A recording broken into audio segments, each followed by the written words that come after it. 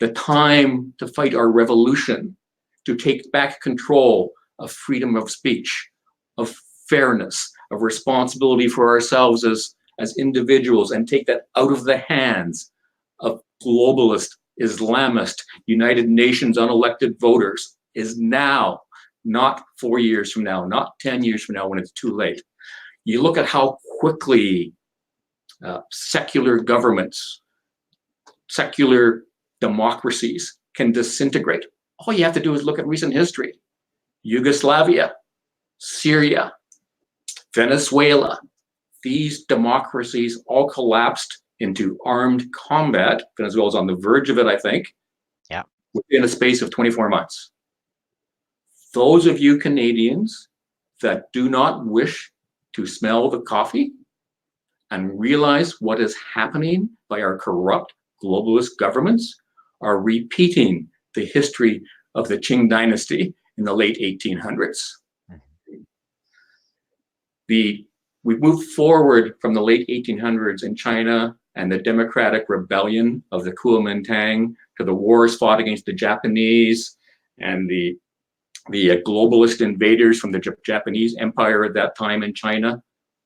The Kuomintang and General Chiang Kai-shek and Sun Yat-sen won the war against the globalist empires of Japan. Wow. Only after fighting wars for 40 years, they were exhausted. Their troops had been fighting for 40 years to have Russia's socialist empire arm Mao's Communist People's Army and have fresh people that had been suffering again for hundreds of years, but they were suffering under the Qing dynasty, not the Kuomintang, mount up in arms for their rights, not to be respected.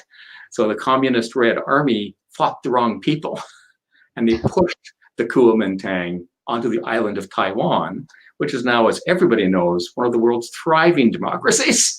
And had that been left in China, we'd be in a totally different state of affairs in the world affairs right now.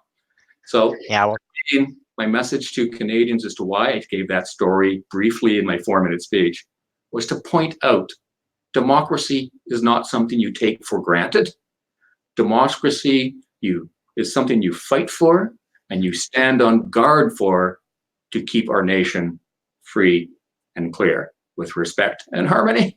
These are Canadian values. Equality for women, respect for the individuals, freedom of speech, that we are on the verge of completely losing. Yep. So you asked me earlier why I'm doing this. So I'm going to read a poem now. Okay. And then I'm going to give a break from my talking so you can ask questions that are pertinent to you, Elle.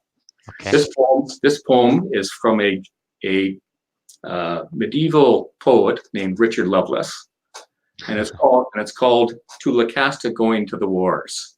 And at this time in history was when the Christian Crusades were taken on, somewhat like the Islamist Crusades are beginning now.